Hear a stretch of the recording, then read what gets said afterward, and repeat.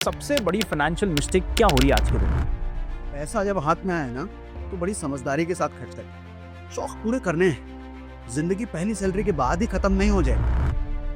एक financial mistake किसी को भी लाइफ में 5 से 10 साल पीछे धकेल सकती है। हमारे सोशल मीडिया के चक्कर में एक्सपेंसेस को सेलिब्रेट और इन्वेस्टमेंट को डिमोटिवेट किया जा रहा है। साइकोलॉजी ऑफ मनी अगर पढ़ो तो उसमें लिखा है कि wealth is something which is not seen but liabilities are always seen. आपने 1000 रुपए की एसआईपी की होती तो अभी तक 7,20,000 रुपए डाले होते और वो अभी बन गए होते 794 करोड़। राम जी को भी वनवास 14 साल का काटना पड़ा था भगवान बनने के लिए, भगवान कहने के लिए। उसके पहले तो राजा के बेटे थे, जैसे हर राजा का बेटा होगा तो वैसे राजा के बेटे थे। लेकिन भगवान तब कहलाए जब 14 वर्ष का वनवास था। तो हर आदमी को अपनी जिंदगी में ना अपना वनवास का तय पीरियड चुनना पड़ता है। 1 साल, 5 साल, और जितनी जल्दी चुन लो अच्छा है। नहीं तो जिंदगी अगर बुरा मान गई तो वो वनवास का पीरियड तय करेगी तुम्हारे लिए, और वो बहुत बुरा।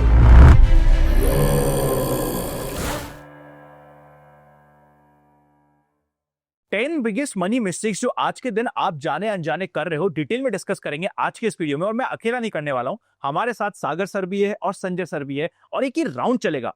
एक ऐसी कॉन्वर्सेशन है जिसको आप लाइफ लॉन्ग सेव करके रखना चाहोगे अपनी लाइब्रेरी में। तो काफी इंपॉर्टेंट वीडियो है। चलिए शुरू करते हैं पहले पॉइंट से, जो सागर सर शेयर करेंगे कि सबसे बड़ी फाइनेंशियल मिस्टेक क्या हो रही है आज के दिन। ठीक है, फाइनेंशियल मिस्टेक की बात करें ना, तो सबसे पहला मिस्टेक, मतलब मैं शुरू करता हूं जो मैंने अपनी लाइफ में करे हैं, मैं उसी को लोगों को सिखाता हूं कि भैया मैंने ये गलती करे नहीं तो आप मत करना। सबसे पहला मिस्टेक, सैलरी जब आती है ना, पहली सैलरी, होता क्या है, हम लोग मिडिल क्लास वाले हैं, बचपन से कई सारे शौक दबे होते हैं कि पैसा हाथ में होगा तो ये खरीदेंगे वो खरीदेंगे। अब बाबूजी की बजट का इशू होता है, सैलरी बाबूजी की भी उतनी नहीं होती है, तो शौक दबे ही रह जाते हैं। अच्छा, वो शौक को एक टारगेट बना के हम चलते हैं, जब मेरी नौकरी लगेगी ना तो ये खरीदेंगे वो खरीदेंगे वो खरीदेंगे। ये सबकी कहानी है, सारे मिडिल क्लास के लड़के की कहानी है। तो मैंने क्या करा, जब मेरी पहली सैलरी आती है उसको मैं क्या करूंगा, ये खरीदूंगा वो खरीदूंगा, जूते खरीदूंगा, शर्ट खरीदूंगा, जींस खरीदूंगा, ब्रांडेड चीजें खरीदूंगा। और मैंने तो ब्लेंडर गिरा था। मेरी जो पहली सैलरी आई थी, उस पहली सैलरी के साथ साथ क्रेडिट कार्ड भी मेरे को आ गया था। तो क्रेडिट कार्ड और सैलरी मिला करके मैंने अपनी पहली सैलरी से बाइक खरीदी, 80,000 की बाइक। सैलरी कितनी, 25,000 रुपए। 25,000 आते ही 80,000 की बाइक खरीदी, मतलब पहली सैलरी को ही मैंने डेट में कन्वर्ट कर दिया। अच्छा, उसके बाद डेट क्या होता है कि एक बार अगर शुरू हो गया तो उसके बाद अपने पाँव को खुद फैलाता है, आपको फैलाने की जरूरत नहीं पड़ती। तो मेरे साथ भी वही हुआ था। शुरुआत में 80,000 का डेट, फिर धीरे धीरे बढ़ते बढ़ते बढ़ते, अब क्रेडिट कार्ड का क्या होता है कि अगर 80,000 का बिल आया है, उसमें एक मिनिमम ड्यू करके फैक्टर होता है। अगर 4,000 का मिनिमम ड्यू है, अच्छा नए नए क्रेडिट कार्ड पहली बार हाथ में है, कोई सिखाता तो है नहीं कि भैया मिनिमम ड्यू क्या होता है। मिनिमम ड्यू पढ़ के ऐसा लगता है कि अच्छा अगर इतना मैंने दे दिया ना तो आउटस्टैंडिंग में से 4,000 कम हो जाएगा।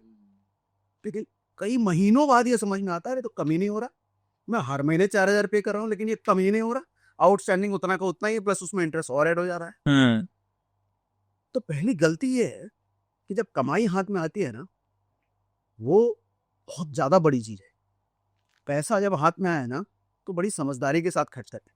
शौक पूरे करने हैं। जिंदगी पहली सैलरी के बाद ही खत्म नहीं हो जाए, जिंदगी रहेगी लंबी। तो करना बस ये है, पैसे को प्लान कर लो। जब सैलरी आई है तो कितना पैसा क्या खरीदना है, घर वालों को कितना देखना है। मैं नहीं कह रहा कि पहला सैलरी आई और इन्वेस्टमेंट शुरू कर दो, ऐसा नहीं होता यार। सैलरी आई को प्लान करो, शौक पूरे करने हैं लेकिन थोड़ा गोल बना लो। क्या करना है, बाइक खरीदनी है, गाड़ी खरीदना है, घर खरीदना है, समय लो, 1 साल 2 साल 5 साल का समय लो, उसके बाद ये सारी चीजें प्लान करो। पैसा आते ही पैसे को सही जगह पे लग जाना जरूरी है। अपने घर वालों के हाथ में दे दो, अगर शुरुआत में समझ नहीं है बाबूजी के हाथ में दे दो, या कोई घर में बड़ा है तो उसके हाथ में दे दो। उनसे पूछ लो कि कैसे करूं इस पैसे को खर्च में, बच जाएगा आदमी। लेकिन ऐसा होता नहीं है। लेकिन अगर ये किया ना तो आदमी बहुत बड़े जाल में फंसने से बच जाएगा, अगर पहली सैलरी के साथ ही ये सावधानी बरत ली तो। क्योंकि सारा कांड पहली सैलरी से ही शुरू हो जाता है। अच्छा point two give the start of the complete conversation. आप बताओ भैया, आपका क्या पॉइंट है? देखिए, इसी को मैं थोड़ा सा एक्सपैंड करता हूँ। और जो सर का पॉइंट था डेट, आप इसको ऐसे देखिए कि किसी ने लाइफ की रेस, हम लोग रेस में हैं, ठीक है। किसी ने लाइफ की रेस 0 से चालू करी, अब जो उधार लेता है वो ना उल्टा भागने लग जाता है। अब बाकी जनता सीधा भाग रही है, अपने गोल की तरफ भाग रही है कि 400 मीटर की रेस है या 1 किलोमीटर की रेस है, जो भी दौड़ है आपकी, और ये बंदा उल्टा भाग रहा है। क्यों? क्योंकि अब जो है उसके पैसे माइनस होने लग जाएंगे। तो धीरे धीरे जाके ना वो रियलाइज करेगा कुछ समय बाद, यार मैं तो उल्टा भागने लग गया, मैं तो अपने गोल पे पहुंच ही नहीं पा रहा हूं। और जब वो स्टार्ट करेगा उसको 0 तक पहुंचने में भी बहुत टाइम लगेगा। या आप समझिए कि अगर आप 100 रुपए पे हैं और आपका 20 रुपए कम हो गए तो आप 80 पे आ गए, पर 80 से 100 जाने को वापस 20% नहीं चाहिए। अब आपको 25% ग्रो करना है। आप 100 पे थे, आप गिर के 50 पे आ गए, तो आपका फॉल हुआ 50%, पर 50 से 100 जाने में आपको 100% राइज चाहिए। यानी पैसे में भी ग्रेविटी ज्यादा तेजी से काम करती है और उसमें चढ़ना बहुत मुश्किल होता है। एक फाइनेंशियल मिस्टेक किसी को भी लाइफ में 5 से 10 साल पीछे धकेल सकती है। पैसे के साथ गलती ना करना अपने आप में ही बहुत बड़ी जीत है। अगर वही आप मिस्टेक ही अवॉइड कर गए तो आप हमारे देश के टॉप 1% में आ जाओगे। जैसे डेट को समझना जरूरी है। मैं एक लड़की से मिला, यंग बच्ची 25-26 साल की, मेरे से मिली कहीं पे और बोलती कि सर मैं ना क्रेडिट कार्ड में मिनिमम ड्यू देती हूँ। मतलब क्यों? बोलती सर वो क्रेडिट कार्ड वाले ने बोला कि 3.5% का ब्याज लगेगा आपको, बैंक एफडी में 7% मिलता है और क्रेडिट कार्ड में 3.5% पे मेरे को मतलब देना है। तो देखो ना, बैंक एफडी में ज्यादा मिल रहा है, मतलब बहन वो 3.5% महीने का देना है, वहां 12 महीने से मल्टीप्लाई करो इसको। अब आप मैं मतलब हम मजाक ले सकते हैं, बट आप सोचिए 25-26 साल की लड़की को ये नहीं पता कि 3.5% उसको महीने का देना है। और इतना लैक ऑफ फाइनेंशियल एजुकेशन पे 8 लोगों की कहानी है, नहीं पता होता है कि इंटरेस्ट मंथली है या एनुअली है, और बताने वाला बिल्कुल नहीं बताना। अच्छा, क्रेडिट कार्ड वालों के तो कॉन्फ्लिक्ट ऑफ इंटरेस्ट है, वो क्यों बताएंगे आपको? वो तो उनका देखिए क्रेडिट उन्होंने तो साइन करवा ली ना। हाँ, document। आप दुनिया में कोई भी क्रेडिट कार्ड कंपनी का रेवेन्यू मिक्स देखिए, सिर्फ 25% के आसपास उनका फीस से आता है, बाकी 25% कुछ छोटे मोटे और चीजों से आता है, B2B पार्टनरशिप से। 51% उनका रेवेन्यू आता है डीलेड इंटरेस्ट से। तो वो अपने 51% को क्यों हर्ट करेंगे? क्यों आपको एजुकेट करेंगे? क्यों बताएंगे कि क्रेडिट कार्ड कैसे यूज करना है? ये आपकी जिम्मेदारी है। अब अगर आपने तलवार ले ली है तो तलवार सामने वाले को भी काट सकती है, आपके खुद के हाथ भी काट सकती है, तो उसकी सीखने की जिम्मेदारी तो आप ही की है। तो डेट को समझना, डेट कैसे ऑपरेट करता है, कंपाउंड इंटरेस्ट कैसे ऑपरेट करता है, फाइनेंस को ना समझना, मेरे हिसाब से एक बार आप भूगोल मत समझो, एक बार आप इतिहास मत समझो, चल जाएगा, पर फाइनेंस मत समझो। हाँ, फाइनेंस मत समझो, ये मेरे हिसाब से क्राइम है। और मैं तो आग्रह करूंगा सरकार से कि फाइनेंशियल एजुकेशन को बचपन से जब बच्चा 7-8 साल का हो जाता है तब से इंट्रोड्यूस कर देना चाहिए हमारे सिस्टम में, ताकि उसको सीख मिले कि पैसे को मैनेज करना। देखो अनंत भाई, एक बात समझो, हम पैदा होते हैं, हमारा रिश्ता हमारे पेरेंट्स के साथ तब तक है जब तक हमारे पेरेंट्स हैं, फिर हम अकेले हो जाएंगे, मतलब उनके बिना हो जाएंगे। हमारे लाइफ पार्टनर्स हमारी लाइफ में 30 साल बाद आते हैं, ठीक है, फिर हमारे को नहीं पता कब तक उनके साथ रिश्ता है। पैसा एक ऐसी चीज है जो पैदा होने से लेके मरने तक आपके साथ चलेगा। तो जिस चीज के साथ आपका इतना लंबा रिश्ता है, थोड़ा ठीक होना चाहिए, और उसके लिए आपकी फाइनेंशियल एजुकेशन होनी बहुत जरूरी है। एक और चीज ऐड करूंगी साथ, जैसे उन्होंने बोला फाइनेंस समझना जरूरी होता है। हम मिडिल क्लास वालों को ना कभी ये पता ही नहीं होता है कि फाइनेंस को समझना भी होता है। अरे आदमी करेगा तो तब ना जब उसको पता रहेगा कि इसकी भी जरूरत है। फिजिक्स केमिस्ट्री हम क्यों पढ़ते हैं? क्योंकि बताया जाता है कि पढ़ना है। हमको कभी ये बताया नहीं जाता कि पैसे को भी पढ़ना है। ये जब जरूरत ही पता नहीं है उन कब पढ़े उस। बिल्कुल बिल्कुल। सो आपने सबसे पहले कवर कर लिया कि पहली सैलरी की इंपॉर्टेंस, पहली सैलरी पे अपनी डेट मत बांध लो, और आपने बोला फाइनेंशियल एजुकेशन की इंपॉर्टेंस, और हम फाइनेंशियल एजुकेशन शायद इतनी इंपॉर्टेंट नहीं रखते अपनी लाइफ में जितनी बाकी सब चीजों को रखते हैं। इसी से जुड़ता हुआ एक मेरा थर्ड पॉइंट आता है। अभी ऑफ लेट ही हो क्या रहा है कि हम एक 50 लाख की गाड़ी लेके आ गए, उसको हमने पोस्ट किया, सो उसमें हमें सब कॉन्ग्रेचुलेशंस दे रहे हैं, हमें एक पार्टी होस्ट करनी पड़ रही है जिसमें लोग हमें बधाइयां दे रहे हैं कि बधाई हो भैया तुमने एक बड़ी गाड़ी ली है। मतलब हमारे एक्सपेंस को सेलिब्रेट किया जा रहा है और बढ़ चढ़ के सेलिब्रेट किया जा रहा है, एवरीवन इज हैप्पी कि हमने एक्सपेंडिचर किया। उसी की जगह अगर आपने 50 लाख रुपए कहीं निवेश कर दिया, गोल्ड में किया, इक्विटी में किया, प्रॉपर्टी में किया, सबसे पहले 10 लोग आपको ये बताते हैं कि क्यों आपको नहीं करना था, क्योंकि वो बहुत रिस्की है। ऑफ लेटली हमारे सोशल मीडिया के चक्कर में एक्सपेंसेस को सेलिब्रेट और इन्वेस्टमेंट को डिमोटिवेट किया जा रहा है। ये आपको साइकिल से हटके देखनी पड़ेगी और आपको एक ऐसा सर्कल चाहिएगा। आई थिंक पैसा सबसे पहले आप दिमाग में बनाते हो, फिर आपके पॉकेट में आता है, और जब तक आपने दिमाग में नहीं बनाया वो पॉकेट में नहीं आएगा। दिमाग में बनाने के लिए आपको सर्कल चाहिए जो आपको पैसे के लिए बात कर रहा है आपसे। आज के दिन हम लोग एक सर्कल बनाते हैं, सोशल ग्रुप बनाते हैं, वहां पे बात क्या होती है? किसी थर्ड पर्सन के बारे में, किसी थर्ड पर्सन की बुराई, या किसी, अगर हम थोड़े यंग है तो लड़कीबाजी की बातें करते हैं हम लोग, पार्टीज की बातें करते हैं हम लोग, नशे की बातें करते हैं। हमारा सर्कल में पैसे को लेके बात करना कंफर्टेबल नहीं होते। मैं अभी आपसे पूछ लूं सर आप कितना कमा रहे हो महीने का, आप 2 बार हिचक जाओगे, नहीं बताओगे। आपसे पूछ लूं सर आप भी नहीं बताओगे। तो हमने कभी पैसे को ओपनली बात किया ही नहीं किसी के साथ। यूएस में अगर जाओगे तो वहां पे अभी पैसे की ओपनली बात हो रही है, लोग निवेश की बात करते हैं, निवेश का डिस्कशन करते हैं, निवेश को सेलिब्रेट करते हैं कि भैया देखो मैंने इस स्टार्टअप में निवेश किया था और मैंने इतना पैसा कमा लिया। It is being celebrated. So हमें अपने सर्कल को अपग्रेड करने की जरूरत है। हमें ऐसा सर्कल चाहिए जो शायद हमसे ज्यादा कमा रहा है, वो हमें मोटिवेट भी करेगा एंड प्रोबेबली हमें पैसे की बात करने में झिझक भी नहीं होगी उनसे। तो हमें पैसे कमाने के साथ साथ अपग्रेड करना अपनी सोच को इतना ही इंपॉर्टेंट है, और इन्वेस्टमेंट को भी सेलिब्रेट करना स्टार्ट करना पड़ेगा अगर हम चाहते हैं कि हम निवेश करें तो। बिल्कुल। देखो, आप साइकोलॉजी ऑफ मनी अगर पढ़ो तो उसमें लिखा है कि wealth is something which is not seen but liabilities are always seen. आपने घर खरीद लिया, सब कॉन्ग्रेचुलेट करने आ गए, अरे घर खरीद लिया, घर खरीद लिया, बहुत अच्छा है। अरे 1 करोड़ का घर खरीदा, 80 लाख का लोन है, ठीक है, पर मेरे पास अगर 25 लाख रुपए के म्यूचुअल फंड पड़े हुए हैं तो कोई सेलिब्रेट, वो ये जरूर बता देगा यार तेरे को हाइब्रिड में नहीं डालना चाहिए था, तेरे को मिड कैप में नहीं डालना चाहिए था, तू तो रिस्क ले रहा है, तो आगे जाके मार्केट टूट जाएगा, तो ट्रम्प दादा क्रैश करवा देंगे, अब चाइना ये। अरे तुम्हें क्या फर्क पड़ता है भाई, मेरा पैसा पड़ा तो है कहीं, इन्वेस्टेड है, लॉन्ग टर्म में फायदा दे देगा। तो आपने सही वर्ड यूज किया कि सेलिब्रेशन गलत चीज का हो रहा है। जिस तरह से पहले लोग हीरोज को सेलिब्रेट करते थे, अब धीरे धीरे बिजनेसमैन को सेलिब्रेट करने लग गए, अब बिजनेसमैन हीरो बनने लगे। तो आई थिंक एक चेंजिंग शिफ्ट आएगा। अरे भैया मैं तो कहता हूँ जितने इंस्टाग्राम पे लोग अपना प्रॉफिट दिखा रहे हैं और गाड़ियां दिखा रहे हैं, उन सबको मैं जोड़ लूँ ना, इंडिया की जीडीपी 5-6 गुना हो जाए अभी। अच्छा मजेदार, अभी मैंने पीछे एक रील देखी, वो कहते हैं एक ही जो है लैम्बोर्गिनी 6-7 इन्फ्लुएंसर्स रोज उस पे से खींच रहे कि ये मेरी गाड़ी है, मेरी गाड़ी है। और एक आपने बहुत अच्छी बात बोली, ये आई थिंक किसी भी आदमी की जिंदगी का सबसे बड़ा मिस्टेक या सबसे बड़ा एसेट बन सकता है। अपने सर्कल की बात करें, क्योंकि इंसान ना अपनी सोच का नतीजा होता है। जैसा सोचता है वो ऐसा बन जाता है, जिसके बारे में सोचता है वो चीज करने का सोचता है। अच्छा, सोच कहाँ से आती है? अपने आप नहीं आती। कि सोच अपने आप नहीं आती। आप जिस तरह के लोगों के साथ उठते बैठते हो ना, उनकी बातों से आपके सोचने का नजरिया बदलता बिगड़ता रहता है। तो अगर ऐसे लोग सर्कल में हैं जो पैसे को इन्वेस्ट करने की बात करते हैं, धंधे की बात करते हैं, वो आप ना चाहते हुए भी आप धंधे वाला बन ही जाओगे, क्योंकि बातें वैसी हो रही है। अगर आपके सर्कल में छिछोरे लोग हैं, लड़कीबाजी की बात हो रही है, आईफोन खरीदने की बात हो रही है, लग्जरी एंजॉय करने की बात हो रही है, सर आप ना चाहते हुए भी आप भी वैसे बन जाओगे। तो सर्कल, मुझे लगता है आदमी को ना डिसाइड करना बहुत जरूरी है कि किस तरह के सर्कल में हमको रहना है, क्योंकि सोच आपके हाथ में नहीं है कि किस तरह की सोच आपके दिमाग में आए। सर्कल अपने, हम अगर सर्कल डिसाइड करते हैं तो सोच हमने डिसाइड कर लिया। भविष्य तय करना है जो हमारे हाथ में नहीं है, सर्कल तय कर लो, भविष्य तय हो जाए। देखिए, मैं इसका इसी पॉइंट को थोड़ा सा और एलैबोरेट करता हूँ कि क्या हुआ कि एक बार मैं गौर गोपाल प्रभु से मिला, तो मैंने उनसे पूछा कि प्रभु देखो, हम कोई एक्टिविटी करते हैं तो कभी कभी हमारा मन नहीं करता वो एक्टिविटी करने का। तो फॉर एग्जाम्पल अगर मुझे वजन कम करना है और जिम जाना पड़ेगा, तो मेरा आज नहीं मन कर रहा जिम जाने का, तो क्या किया जाए? ठीक है, बोलता आप एक काम करो, आपका जिम करने को मन नहीं कर रहा, वर्कआउट, बोले नो प्रॉब्लम, आप जिम में जाके बैठ जाओ, मत कम कुछ मत करना, बस जिम में जाके बैठ जाओ।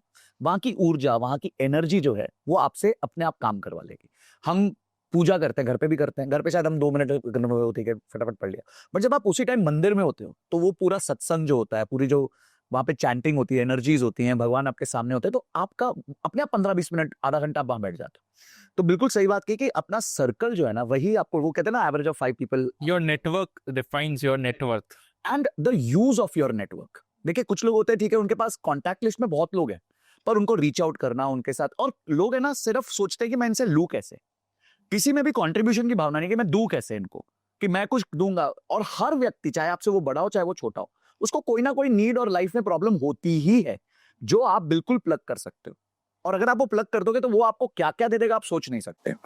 तो आप पूरा एक होलिस्टिक तरीके से रिलेशनशिप मैनेजमेंट को देखो, नेटवर्किंग को देखो, और ये अपने सर्कल को अपग्रेड करो अपना। अपग्रेड करते रहो। मैं इसको कहता हूँ कमरा बदलो, हर बार अपना कमरा बदलो। आप इंटर्न हो, मैनेजर के साथ घूमो, आप मैनेजर के साथ घूमोगे यार, हाँ उसके काम करके दोस्त को, हमने यही किया, मैनेजर आपका दोस्त होना चाहिए। जो आपने बोली लाइव आपके साथ हुआ कुछ दिन पहले, आप देखो हुआ क्या कि मैं कुछ दिनों से योगा करना मैंने शुरू किया है, तो हमारे जो ट्रेनर आते हैं वो इधर ही हम करते हैं शाम को चेंज वेंज करके। तो उस समय संजय से भी आए हुए थे, इन्हीं कपड़ों में इन्होंने सूर्य नमस्कार कर डाला। हाँ, 15, जो कि आज तक एक भी नहीं किए, एक भी सूर्य नमस्कार नहीं किया, उसने 15 कर दिए। बिकॉज अब वो चीजें यहाँ पे ऑलरेडी हो रही थी, उस माहौल में ये घुसे, ये बदल गए। इतना बड़ा इम्पैक्ट आया। तो ये हमारे 3 पॉइंट्स कवर हो गए और तीनों पॉइंट्स ने हमारी इस कंप्लीट कॉन्वर्सेशन का बेस रख दिया है। अब 4th पॉइंट पे आएंगे और आपसे डिस्कस करेंगे। सर 4th पॉइंट बताओ, क्या मिस्टेक करता है? 4th point, home loan.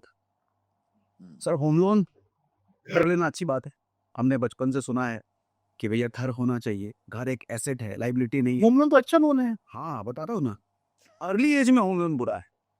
Sir पहली सैलरी लगी या आपको साल भर हुए हैं नौकरी करते हुए, उम्र अभी 23, 24 साल, 25 साल है, ये उम्र ना रिस्क लेने का होता है।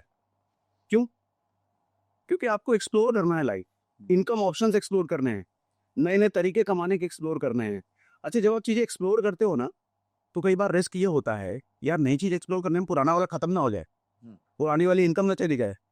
मैं नौकरी के साथ फ्रीलांसिंग तलाश कर रहा हूँ, नौकरी वाले को पता चल गया वो निकाल ना दे, रिस्क है ना, तो क्या मैं फ्रीलांसिंग तलाश ना करूँ? करूंगा, रिस्क लूंगा। अच्छा आप होम लोन में बंधे हुए 25,000 रुपए की सैलरी में, चलो 25,000 की सैलरी तो नहीं होगा, मान लो 25,000 की ईएमआई है आपके, 50,000 का सैलरी है।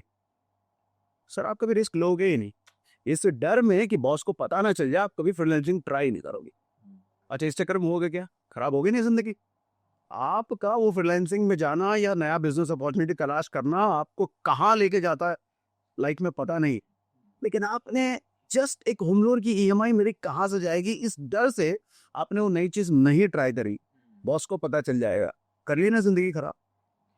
तो जिंदगी का शुरुआत मैं कहता हूँ कम से कम 4-5 साल तक घर वर लेने का सोचना ही नहीं चाहिए। होता क्या है, हम लोग इन्फ्लुएंस हो जाते हैं, जैसे सर्कल की बात कर रहे थे ना, ऑफिस में या दोस्तों के बीच किसी ने फ्लैट ले लिया, उसके फ्लैट में अरे स्विमिंग पूल भी है, यहाँ जिम भी है, क्लब भी है। हम मिडिल क्लास वालों को भाई कहाँ ऐसी चीज देखने को मिलती है जिसके सोसाइटी में स्विमिंग पूल हो। हम लोग तो फिल्मों में देखते हैं स्विमिंग पूल, यहाँ जिम विम तो दूर होता है, और घर के बाजू में, घर के अंदर कैंपस में हो, बड़ा सा गार्डन हो, बच्चे खेलते हैं, ये सब ड्रीम होता है मिडिल क्लास का। अच्छा वो सुना रहा है रोज, अब अपना क्या मन होगा, हम भी लेंगे। अच्छा कैसे लिया, बड़ा आसान है, सिर्फ 10% डाउन पेमेंट देना है, बाकी बैंक दे देता है। अच्छा बस इतना आसान है क्या, चलो हम भी ले लेते हैं। आप बिल्डर के पास जाओगे, 4 वेबसाइट तलाश करोगे, उधर से फोन आना शुरू कर देगा, सर अभी ले लो कल प्राइस बढ़ने वाला है। वो अलग प्रेशर क्रिएट करेगा आप पे, कल तो सर प्राइस बढ़ ही जाएगा। अच्छा कल भी मिस हो गया, अगले महीने तो पक्का ही प्राइस बढ़ जाएगा। अब आप क्या करोगे, 10% लगा आपके पास नहीं भी है, पर्सनल लोन ट्राई करोगे। अच्छा अगर पर्सनल लोन भी ट्राई नहीं करना है, बाबूजी को फोन लगाओगे, बाबूजी को भी नहीं लगाना है, ससुर जी को लगाओगे, ससुर जी को भी नहीं लगाना है, अपने सर्कल में ट्राई करोगे, 10% कहीं से आए, क्योंकि बाकी तो ईएमआई बन जाएगी ना, बैंक बना देगा। 8% तो लगना है, कुछ थोड़ी लगना है। लेकिन वो जिंदगी कैसे खराब करता है, आपको बांध देता है एक मकड़ी के जाल में, आपके सोच का दायरा एक सीमित कर देता है, आपकी पूरी जिंदगी खराब हो जाती है उस होम लोन के चक्कर में, उस घर के चक्कर में। मैं तो कहता हूं जब कमाई शुरू हो 5 साल तक कहीं लिख डालो, सोचना ही नहीं है घर का। हाँ प्रॉपर्टी महंगी होगी ना, अरे सर महंगी होगी तो कमाई भी तो बढ़ेगी। आज आप ये क्यों सोच रहे हो कि आज अगर 20-25 हजार की सैलरी है तो कल को मैं 25,000 के हिसाब से 5 साल का प्लान करूंगा। अरे 5 साल के बाद किसने देखा है तुम 1 करोड़ रुपए कमाने लग जाओ? आदमी कहेगा कहाँ से कमाऊं? अरे भगवान थोड़ी हो तुम अपने भविष्य के। मुझे नहीं पता था कि आज मैं जितना कमा पा रहा हूँ, 2 साल 3 साल पहले नहीं सोचा था मैंने, कहाँ से आ गया? No one knows. हमारा काम करना है, मेहनत करना है, रिस्क लेते रहो, एक्सप्लोर करते रहो, जिंदगी का पता नहीं कब कहाँ लेके जाए। और रिस्क लेने के लिए अपने को फ्री रखो, बांधो मत किसी चीज में, लोन से फ्री रहो। और होम लोन दो सबसे पहले, क्योंकि बड़ा लोन होता है, बड़ी ईएमआई आती है, इससे नहीं बांधने का। इसी बात पे ना मैं आपको जैसे एग्जांपल देता हूँ। अच्छा बहुत लोगों पे फैमिली का प्रेशर आ जाता है कि आपको लेना है। अभी पीछे मेरे एक फ्रेंड के ब्रदर की शादी हुई, शादी का प्रेशर आ जाता है, हाँ बीवी नहीं मिलेगी। हाँ तो अच्छा पहले परिवार दोनों बहुत बढ़िया, तो ये तय किया गया कि भाई शादी के बाद दोनों बच्चे अलग रहेंगे, ठीक है। तो माता पिता ने, दोनों तरफ के माता पिता ने डाउन पेमेंट के लिए सपोर्ट किया, और दोनों वर्किंग प्रोफेशनल्स ही नोएडा में टेक्नोलॉजी कंपनी में काम करते हैं, तो दोनों की मिला के कुछ 1.5 लाख रुपए की इनकम है। तो फिर मैंने उनको इनवाइट किया था डिनर पे, ऐसे ही हम लोग सब बैठे थे, तो बोलते भैया वो हमने घर ले लिया, वेरी गुड कॉन्ग्रेचुलेशंस। अच्छा वो डाउन पेमेंट हो गई, ईएमआई आ गई, हमने ना 3 बेडरूम ले लिया। 3 बेडरूम ले लिया? बोलती हाँ वो हमें लगा कि 3 बेडरूम अभी कभी कभी हमारे पेरेंट्स, दोनों के पेरेंट्स साथ में आगे, बच्चे भी तो होंगे। हाँ बच्चे होंगे, मतलब आगे 10 साल बाद के, 5-5 साल 10-10 साल बाद यूनिक केसेस के लिए हमने 3 बेडरूम ले लिया। अब प्रॉब्लम ये है आनंद कि 3 बेडरूम में क्या प्रॉब्लम है, एक तो आपका मेंटेनेंस ज्यादा चला जाता है, वो फैक्टर ही नहीं किया। 2 बेडरूम की जा रही थी 4,000 की मेंटेनेंस, यहाँ जा रही है 7,000 की मेंटेनेंस। वहां बिजली का बिल ज्यादा आ जाता है, फिक्स्ड कॉस्ट ही ज्यादा होती है, मेड ज्यादा पैसे लेती है, फर्नीचर भरने में ज्यादा पैसा चला जाता है। तो एक वर्ड होता है टोटल कॉस्ट ऑफ ओनरशिप। तो इस केस में क्या हुआ, टोटल कॉस्ट ऑफ ओनरशिप बढ़ गई। तो ईएमआई तो जा रही है 50-60% की इनकम से, वो 10% और चला जाता है ये सब बाकी चीजें मैनेज करने में, 70% चला गया दोनों कपल का। मैंने कहा यार इससे अच्छा 2 बेडरूम ले लेते, अगर इतना ही था तो। चलो पेरेंट्स का सपोर्ट था, 2 बेडरूम ले लेते, फिर बाद में 3 बेडरूम ले लेते। तो बिना प्लानिंग के कुछ भी एक्टिविटी करना, आइडियली तो मैं बिल्कुल सब्सक्राइब करता हूं। मेरे को तो लोग डांटते भी है कि भाई क्यों ऐसा बोल रहे हो, पर मैं टोटली सब्सक्राइब करता हूं, यंग एज में आपको होम लोन नहीं लेना चाहिए। मैं आपको एक और अपना पर्सनल उदाहरण बताता हूं। जिस घर में मैं बॉम्बे में मेरा है, मेरे फादर का है, वो घर जब मैंने जॉब स्टार्ट किया था तो मैं उधार लेके भी वो घर नहीं खरीद सकता था। मतलब मेरी इतनी तनख्वाह नहीं थी कि मेरे को उधार मिल जाता और मैं वो घर ले पाता। मैंने नहीं लिया। आज अनंत स्थिति है विद गॉड्स ग्रेस 16 साल 18 साल बाद कि मैं उस लोकेलिटी में, मेरा 2 बेडरूम है, मैं वहां पे 3 बेडरूम बिना लोन के ले सकता। तो जैसे सर ने बोला ना कि एसेट अप्रिशिएट करेगा, पर मैं एसेट से ज्यादा अप्रिशिएट कर जाऊंगा। मेरी वैल्यू एसेट वैल्यू अप्रिसिएशन से ज्यादा बढ़ेगी और तब जाके मैं आराम से डाउन पेमेंट में जाके 3 बेडरूम का घर ले सकती। तो ये जो शुरू में लोन में बांधने वाली बात है, और अगर आपको घर लेना भी है तो सोच समझ के, टोटल कॉस्ट ऑफ ओनरशिप को समझ के, आपके बाकी लायबिलिटीज को समझ के, ये सब चीजों को बैलेंस करके लेना है, तब जाके आप होम का डिसीजन लो। ये बहुत लंबा डिसीजन है। 25 साल का लोन होगा, उस 25 साल में पहले 17 साल आप ब्याज ज्यादा दोगे, रिपेमेंट, प्रिंसिपल रिपेमेंट कम होगी 17 साल तक। उसके बाद मैं तो लोगों को कहता हूं भाई अपने ना ईएमआई डिवाइडेड बाय सैलरी पहले पता करो, उतने दिन आप बैंक के लिए नौकरी कर रहे हो। अगर आपकी ईएमआई 50% जा रही है सैलरी की, तो 30 दिन की नौकरी और 15 दिन की बैंक की नौकरी कर रहे हो, आप 45 दिन की नौकरी कर रहे हो।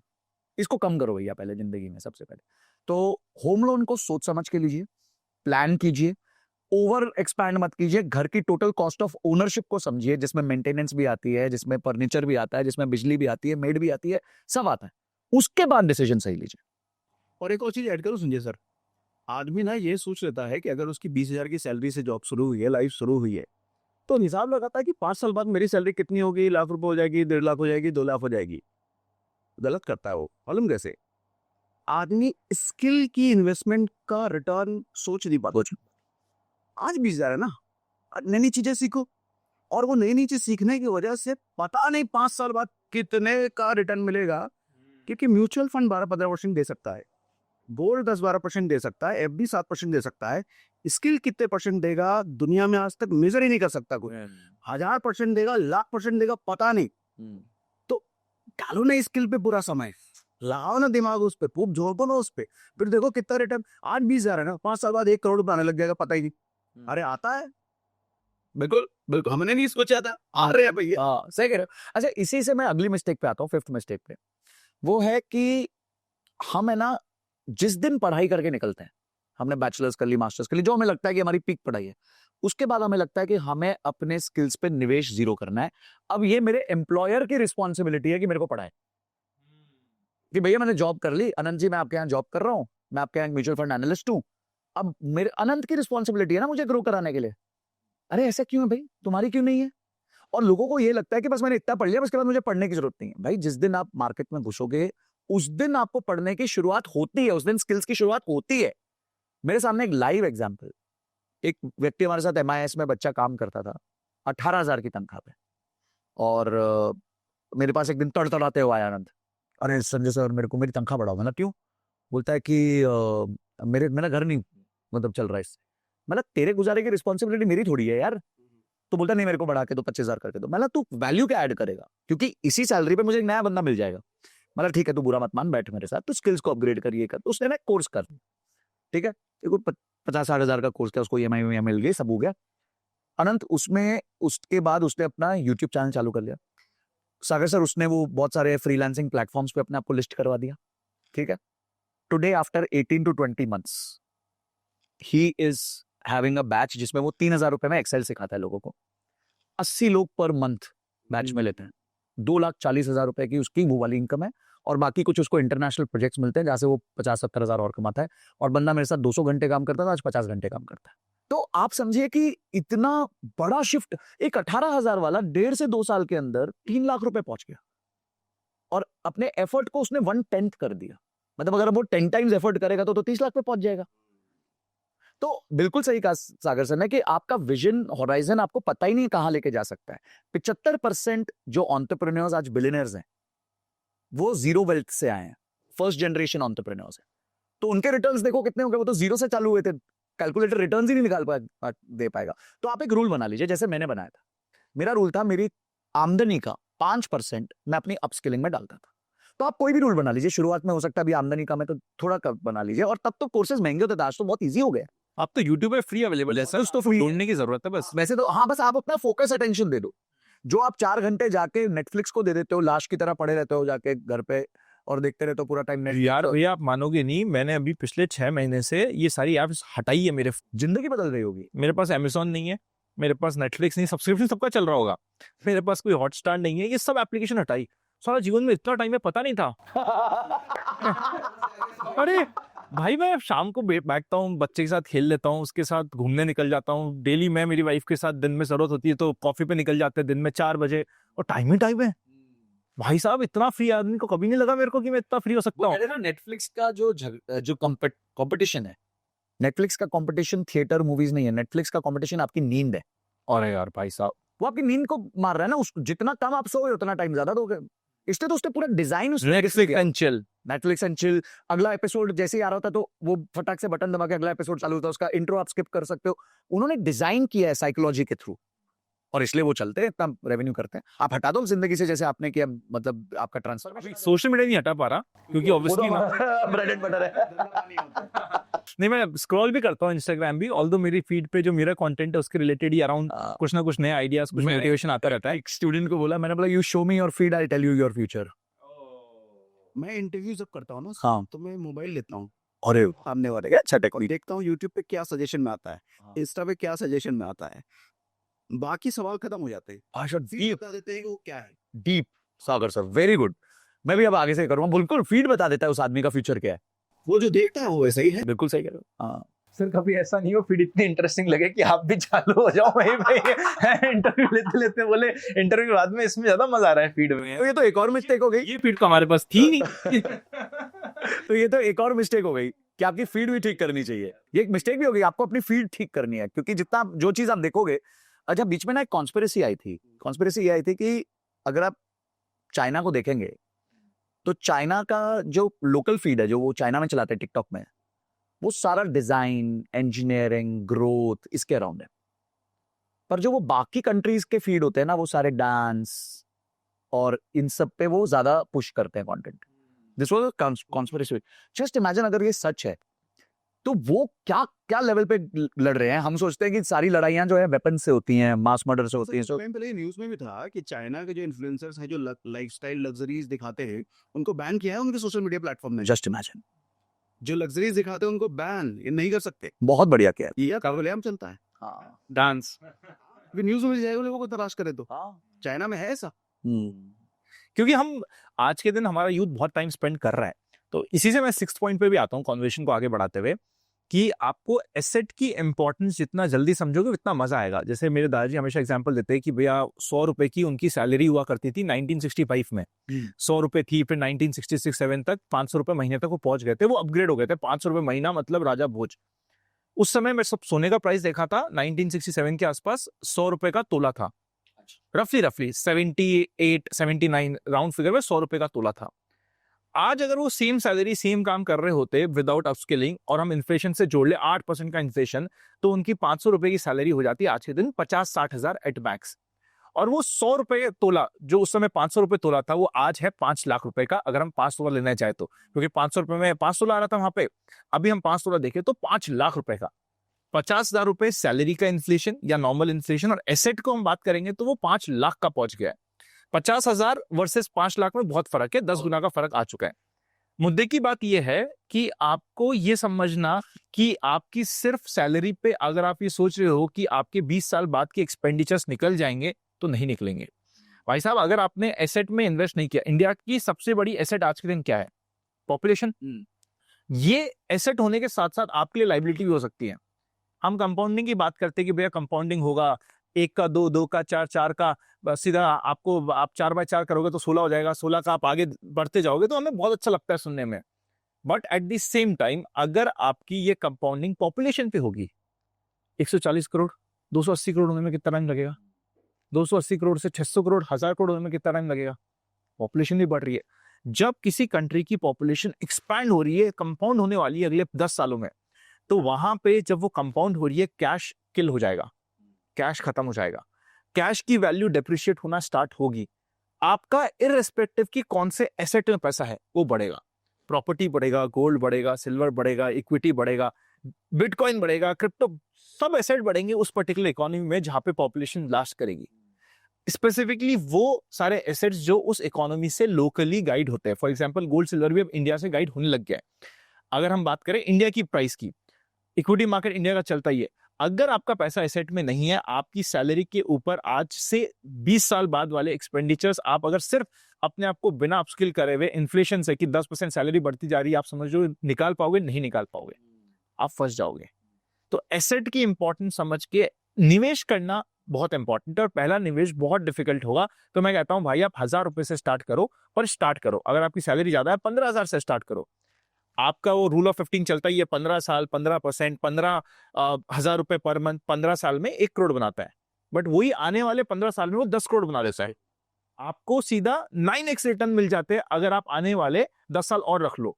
तो कंपाउंडिंग स्टार्ट करने के लिए इनिशियल स्टार्ट करना आपकी सैलरी आते ही इंपॉर्टेंट है, और पहले 2-3 साल आपके मन में डर रहेगा ही सही, क्योंकि हमारे पुराने पाप बहुत है ना सर। 1990s में हमारे शेयर घूम जाते थे, लोगों को डर बैठा हुआ है वो अभी भी।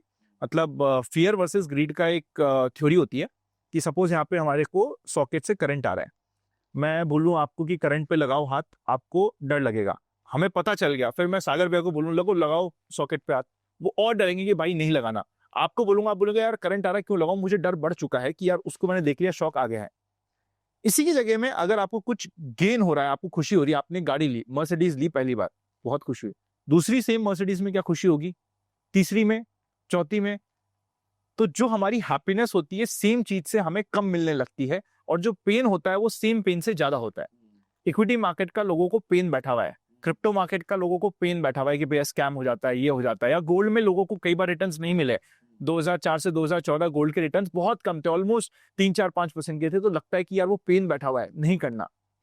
उसी की जगह पे अभी जो रिसेंट की गेन होंगे वो गेन का इतना फर्क नहीं पड़ रहा, बोलिए तो भी है ना यार, गेन का सेम गेन वापस मिल रहा है तो नहीं, हमें और गेन चाहिए। तो ये पेन गेन को समझते हुए अर्ली निवेश स्टार्ट करना इंपॉर्टेंट है। देखिए अर्ली निवेश का जो मेरा फ्रेमवर्क है वो ये बहुत सिंपल है कि आप जो तनख्वाह कमा रहे हो उसमें से क्या नंबर आप भूल सकते हो। फॉर एग्जाम्पल मैं कहता हूँ आप 15,000 कमा रहे हो, ठीक है, नहीं अच्छा अभी शुरुआत 15,000 से, आप 500 रुपये भूल जाओ। आप मानो आपकी तनख्वाह 14,500, क्या फर्क पड़ता है, और वो 500 रुपये डाल दो, बिकॉज ये हैबिट है। अगर ये हैबिट नहीं लगी ना, तो जब आपकी तनख्वाह 1.5 लाख होगी, आप कंपाउंडिंग का एग्जांपल भी दो ना, आप कंपाउंडिंग के एग्जांपल बहुत अच्छे देते हो। देखिए कंपाउंडिंग का ना अभी कंपाउंडिंग में सबसे पहले हमें ये समझना होता है कि कंपाउंडिंग का सबसे बड़ा इंपैक्ट बाद में आता है। फॉर एग्जाम्पल आपने 21 साल की एक SIP करी, और उस 21 साल के SIP में आप 1 करोड़ कमाने वाले हो, और इसको हम 3 भाग में बांट देते हैं, 7 साल 7 साल 7 साल। तो पहले 7 साल में इस 1 करोड़ के टोटल प्रॉफिट में से आपका 9% का प्रॉफिट आएगा, यानी कि 1/3 टाइम चला गया, 33% टाइम चला गया, पर प्रॉफिट 9% आया। अब अगला 7 साल आएगा, अगले 7 साल तक 2/3 टाइम चला गया, 67% टाइम चला गया, पर आपका टोटल प्रॉफिट अभी सिर्फ 29% आया है। और आखिरी तिमाही में आपको 71% प्रॉफिट आने वाला है। पर इंडिया में इस टाइम पे एवरेज SIP की एज 18 महीने है। एम्फी कहता है कि 5 साल बाद तो 100 में से 11 लोग ही अपनी SIP चालू रखते हैं। तो इसलिए लोग कहते हैं नहीं बनोगे SIP से अमीर, क्योंकि आप उतना लंबा चलना ही नहीं चाहते हो। भाई आपका करियर 30 साल का, आप CEO बनने के लिए 15-15 साल 20-20 साल इंतजार करते हो, फिर भी बनता नहीं है हर जब। करियर में आप पूरा टाइम देने को तैयार हो, यहां क्यों देने को तैयार नहीं? और ये तो बाजू में चल रहा है ना, चलते रहने दो इसको। अब वॉरेन बफेट का अगर आप देखो, 1965 में फंड लॉन्च हुआ, उनका शेयर लॉन्च हुआ, आज 2025 60 साल हो गए, ठीक है, 19.8% का कंपाउंडेड रिटर्न है उनका। आपने 1,000 रुपए की SIP की होती तो अभी तक 7,20,000 रुपए डाले होते, और वो अभी बन गए होते 794 करोड़। क्या बात कर रहे हैं? 700 नायरा को रील वायरल है पक्का क्या? बस ये वायरलिटी को लोग एक्सेप्ट कर ले। 794 करोड़ रुपए, अब 60 साल कौन वेट करेगा? अरे आप कौन से परिवार से हो? अगर आज आप एक गरीब परिवार से हो और आपको ये अपॉर्चुनिटी है कि 1000 रुपए डाल के 60 साल बाद आपके आगे आने वाली जनरेशन को फायदा होगा, क्या धीरूभाई अंबानी को फायदा हुआ? फायदा तो मुकेश अंबानी इनको हुआ, उसके बाद की जनरेशन को, एक जनरेशन को खटना पड़ेगा। और अगर भगवान ने वो मौका आपको दिया है तो आप भगवान को धन्यवाद बोलो और खटो और इन्वेस्ट भी करो, स्किल्स भी बढ़ाओ और अपनी आगे देखो। आज आप अपने बाप मैं को तो कहता हूँ कि आपको 1000 रुपए कम लग रहा है ना, कि यार 1000 रुपए से मेरे को मिलेंगे इतने रुपए, 100 करोड़ रुपए मिलेंगे सपोज 30-40 साल बाद, वो कम लग रहा है। आप 1000 की जगह 10,000 से स्टार्ट कर दो, जो आपको सही लगे। अगर अच्छा आप स्टेप अप कर दो, आज 1000 कर दो, अगले साल 2000 कर दो। ये सोच क्या होती है ना, 1000 रुपए क्या ही डालें यार, उससे होगा क्या? हाँ। और 10,000 डालने की औकात, 1000 वो डालेगा नहीं, उससे होगा क्या? 10,000 डालने की औकात भी, तो चलो उड़ाई देते, उड़ाई खर्ची कर देते। तो अब आप अगर ये मानसिक के हो तो फिर देखो वेल्थ नहीं बना। वेल्थ हमेशा लॉन्ग टर्म में बनती है भाई। वॉरेन बफेट के अगर आप देखो तो 11 साल की उम्र में स्टार्ट किया, 60 तक आते हुए $1 बिलियन, और 60 to 90 अगले 30 साल में $150 बिलियन। पर वही तो बात है, अगर हमारी उम्र ही 60 साल तक लिखी हो तो हम तो खत्म हो गए। देखिए वॉरेन बफेट होता ही नहीं अगर वो 60 साल पे। बिल्कुल सही कह रहे हैं राकेश जी जो हैं, अगर वो कमेंट बहुत आते हैं, मदद क्या आते हैं जब आप ऐसा और ये कमेंट ना वायरल करवाया अभिषेक भैया ने। अच्छा अभिषेक करने से क्या होता है, उसका एक डिस्कशन था, जो एक रील भी डाला था, फिर उसके सेशन थे। सेशन नहीं बोला वॉरेन बफेट नहीं होता अगर उसकी डेथ 60 इयर्स में अगर वो एक्सपायर हो चुके होते तो। अब आपकी क्या गारंटी कि आप 60 के ऊपर चलोगे? तो ये वहां से ये चीज स्टार्ट रही थी। मैंने कहा बड़ा एनालिसिस तो खतरनाक है यार, कि आपको टाइम तो देना पड़ेगा और एटलीस्ट आप अपनी नेक्स्ट जनरेशन के लिए उनकी पैदा होती है 1000 रुपए की एसआईपी उनके नाम से तो स्टार्ट कर ही सकते हो। उसको आप रिटायर करवा दोगे। बेर मिनिमम आप रिटायर। मैंने मेरे दोनों बच्चों की कर रखी है। सब आते हैं, दो चीजें बात करते हैं। जब आप टर्म इंश्योरेंस को एक्सप्लेन कर रहे होते हो, जब आप एसआईपी को, टर्म इंश्योरेंस में आप क्या कहते हो? मर गए तो फैमिली को मिलेगा। अच्छा नहीं मरे तो एसआईपी करो, एसआईपी देगा ना। अरे एसआईपी 40 साल बाद देगा, तब तक मर गए तो टर्म ले लो। ये अच्छा रहा है। तो टर्म देगा, नहीं मरे तो एसआईपी देगा। सही कहते हो। अच्छा ये मेरा इंश्योरेंस, आई थिंक अगली मिस्टेक ये है कि इंश्योरेंस को भी हम नहीं समझते हैं। Health insurance is a compulsion, not an option. 95% families are just one bill away from becoming poverty. बिल्कुल। आप एक बार, मैं लोगों को कहता हूँ रेस्टोरेंट में जाके बिल वो देखते हो ना मेन्यू, इस तरह एक बार जाके हॉस्पिटल में मेन्यू देख के आ जाओ। जब आपको पता चलेगा ना रेट कार्ड हार्ट सर्जरी का कितना है, रेट होता है क्या? हाँ वो बता देते हैं कि एक सर्जरी का आपको मोटा मोटी, मतलब ऐसे नहीं होगा बट आपको मोटा मोटी बता। अब एक हार्ट सर्जरी 12 लाख रुपए की, ठीक है, 4 साल 5 साल पहले तक ये हार्ट सर्जरी 5-6 लाख में होती है। इंडिया में गवर्नमेंट की तरफ से आपको कोई सपोर्ट नहीं है, बहुत मुश्किल है। अब कैसे भाई, इंडिया में आज के दिन 1000 पेशेंट पे 0.8 बेड है, ठीक है, जो कि जर्मनी में 8 बेड है, चाइना में 4.5 बेड है। अब क्या क्या कैसे कर लोगे? और उसके बाद आपके पास इंश्योरेंस नहीं है तो आप यार, तो आपका खत्म होना तय है। मतलब बीमारी आपको खत्म करे ना करे, ये गरीबी आपको पक्का खत्म कर देगी। और इंश्योरेंस कितने की पड़ती है? 20 रुपए दिन की, 30 रुपए दिन की, मतलब शायद 2 चाय के हिसाब से हो गया, 2 टपरी पे 3 टपरी पे चाय। पहले इनकम आती ही हेल्थ ले लिया जाए। पहले इनकम आते ही आपको हेल्थ लेनी है। अच्छा बहुत लोग क्या कहते हैं, सागर सर मेरी कंपनी ने मेरे को इंश्योरेंस दिया। अरे मूर्ख लोगो, जिस दिन कंपनी छोड़ोगे इंश्योरेंस जीरो हो गई, ठीक है। अच्छा इतने साल तक आपकी एज चली गई, आपने 15 साल एक कंपनी में निकाल दिए, आपकी तो एज 15 साल बढ़ गई। अब आपने रियलाइज किया यार मेरे तो इंश्योरेंस ही नहीं है, तो आप लेने गए, अब आपका प्रीमियम महंगा है। अगर आपने उसी दिन ले ली होती तो नो क्लेम बोनस लग लग के आपका एक तो प्रीमियम जो आपका कवर है वो 4 गुना हो चुका होता, उसके अलावा आपका प्रीमियम कम चल रहा होता, उसके अलावा आप हमेशा कवर्ड रहते हैं। अच्छा कंपनीज क्या करती हैं, वो आधे से ज्यादा राइडर्स लेती नहीं है, छोटी सी इंश्योरेंस रखेंगी 2 लाख 3 लाख रुपए की, आज छींको तो लग जाता है उतना पैसा, मतलब लिटरली आपके छोटे से ऑपरेशन में 2-3 लाख रुपए लगे। Cover your self. देखो लाइफ में जैसे गाड़ी में बैठते ही गाड़ी में बैठते ही सीट बेल्ट पहनना है, वैसे ही लाइफ में घुसते ही आपको हेल्थ इंश्योरेंस लेना है, इमरजेंसी फंड क्रिएट करना, लाइफ इंश्योरेंसेस लेना, ये बहुत जरूरी चीज है।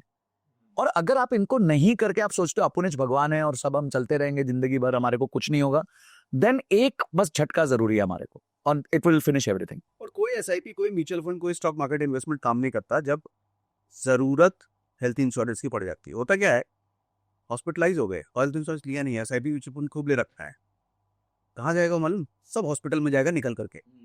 जब परिवार देख रहा है कि आप हॉस्पिटलाइज्ड हो, पैसे की जरूरत हो, तो परिवार पैसा कहाँ से लाएगा? जो आपने पैसे इतने दिन से एसआईपी में जोड़े हैं ना, वो टूटेगा और जाएगा हॉस्पिटल। तो सोचो इतने सालों की एसआईपी गई ना, वेस्ट हो गई। अच्छा, वो एसआईपी सागर सर हो सकता है किसी गोल के लिए, आपकी बच्ची की शादी के लिए, आपके बच्चे के पढ़ाई के लिए। गोल हो गया गोल। वो गोल हो गया गोल। Very very important. आप पहले अपने आप को इंश्योर कर लो, एमएनसी फंड क्रिएट कर लो, फिर इन्वेस्टमेंट्स पे आ जाओ और इन्वेस्टमेंट स्टार्ट कर दो, जो सिंपल बेसिक रूल्स होता है। तो हमारा ये 7th पॉइंट हो गया। 8th पॉइंट पे आओ।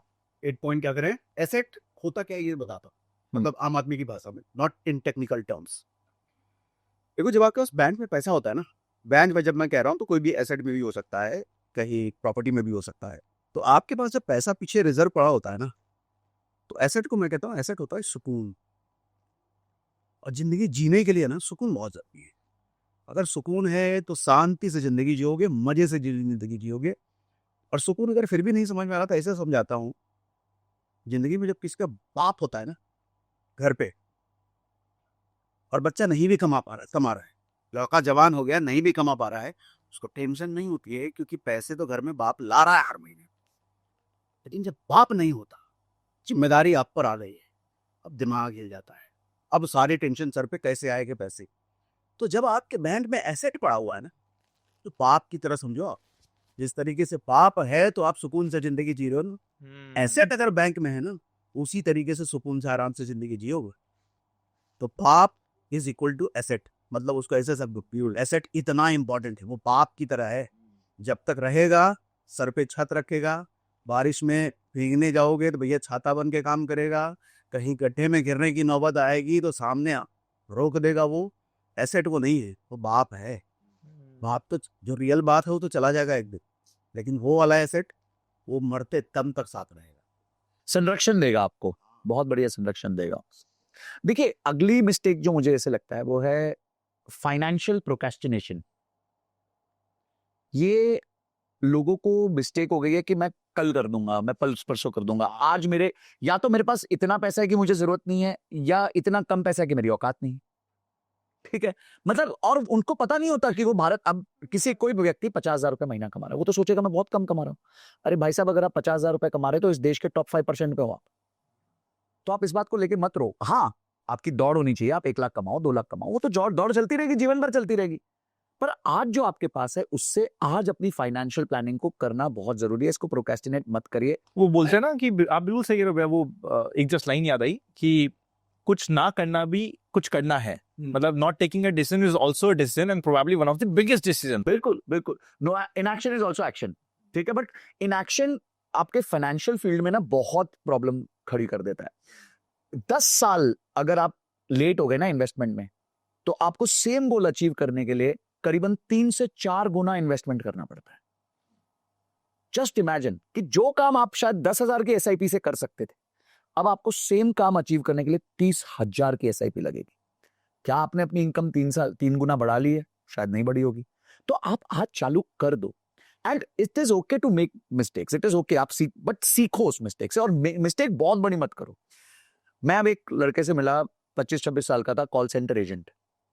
ठीक है, और जब कोविड का टाइम आया तो सारे ट्रेडर बन गए थे।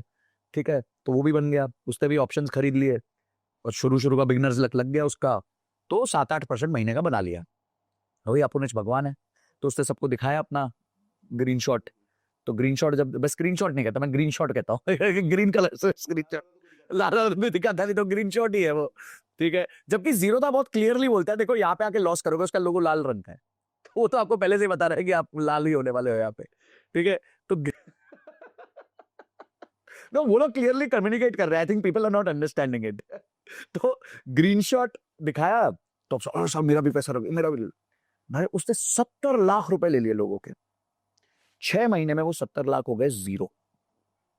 वो नहीं थे ऑप्शंस में, तो आप पैसा बना ही नहीं सकते, बाइंग में तो बिल्कुल नहीं बना सकते। तो अब क्या हुआ, अब वो उसके ऊपर 70 लाख की लायबिलिटी है, उसकी तनख्वाह 30,000 है। अरे बाप रे। अब सोचो वो कब पूरी कर पाएगा भाई? 20 साल लग जाएंगे। या तो उसको कुड़की बोलनी पड़ेगी कि भाई ठीक है मैं नहीं दे सकता, गाली खानी पड़ेगी, समाज में नाम थूथू होगा, मम्मी पापा पे परेशानी आएगी, मम्मी पापा को सब रीच आउट कर रहे हैं, या फिर उसको धीरे धीरे पैसे चुकाने पड़े। एक बंदे से मैं और मिला, अब ये भी मजेदार कहानी थी। ये बंदा सेम मिस्टेक, पर 70 लाख का स्केल नहीं था, 7 लाख का था। तो जैसे ये मिस्टेक करी उसने, तो उसने सोचा यार अब मैं इसको ना ट्रेडिंग करके तो पूरा नहीं कर पाऊंगा। तो उसने क्या किया, अपनी एक्टिव इनकम पे फोकस किया, मेहनत करी, नई स्किल लाया, फ्रीलांसिंग करा और इनकम बढ़ाई और उसको जॉब लग गया ऑस्ट्रेलिया में। जैसे उसको ऑस्ट्रेलिया में जॉब लगा, फटाफट भागा, वहां डॉलर में कमा रहा था। पहले फुर्सत में उसने अपनी वो 7 लाख की लायबिलिटी जीरो कर दी।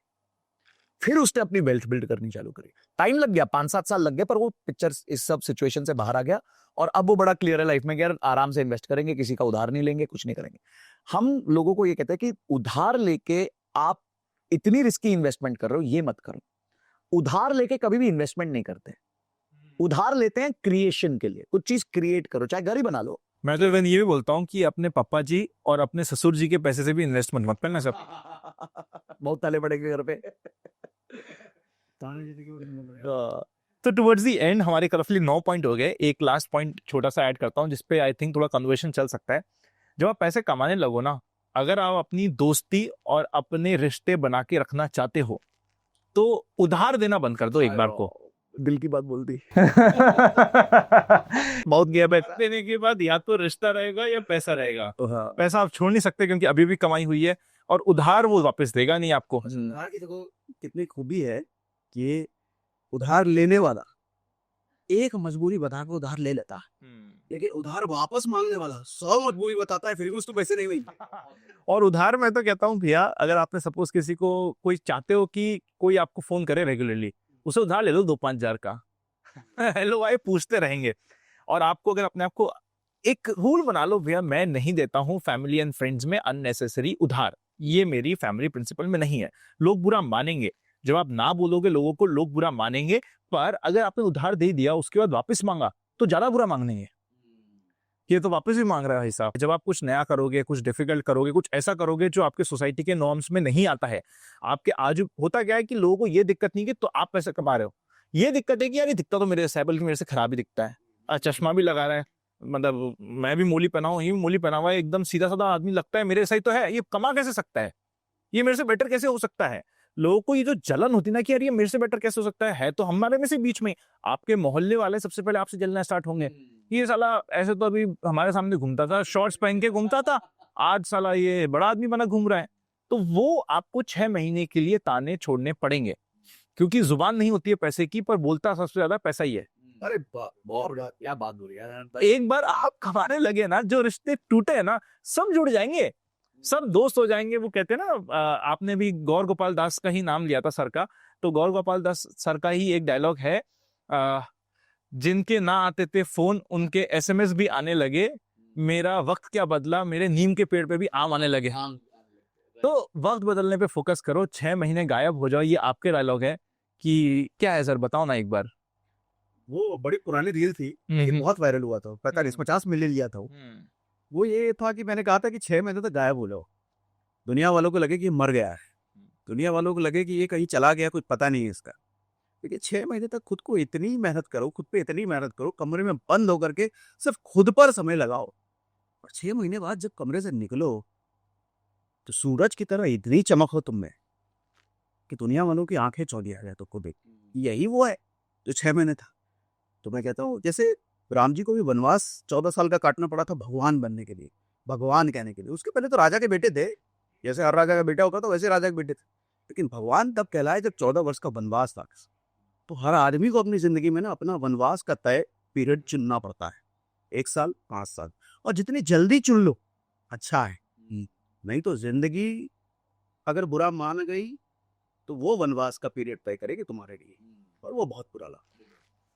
मैं यहाँ पे I think this is the perfect end to the complete conversation, कि राम जी जब गए थे तो राजा राम बन के गए थे, और जब वापस आए थे तब भगवान राम बन के आए थे। तो आप भी अपनी मेहनत पे लग जाइए। अगर आपको ये कॉन्वर्सेशन अच्छी लगी और ऐसी और कॉन्वर्सेशन चाहते हो तो कमेंट पे जाके बता दीजिएगा, अपना प्यार देना मत भूलिएगा। सारे इंपॉर्टेंट लिंक्स सर के और सर के सारे चैनल्स के लिंक सब कुछ मैं डिस्क्रिप्शन में डाल दूंगा, आप चेकआउट कर सकते हो। सारे इंपॉर्टेंट लिंक्स आपको डिस्क्रिप्शन में मिलेंगे।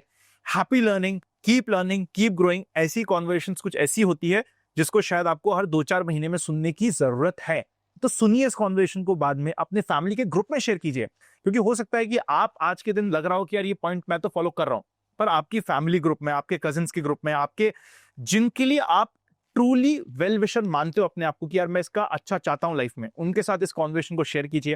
Happy learning and we will see you very soon. Thank you sir, thank you so much. Thank you.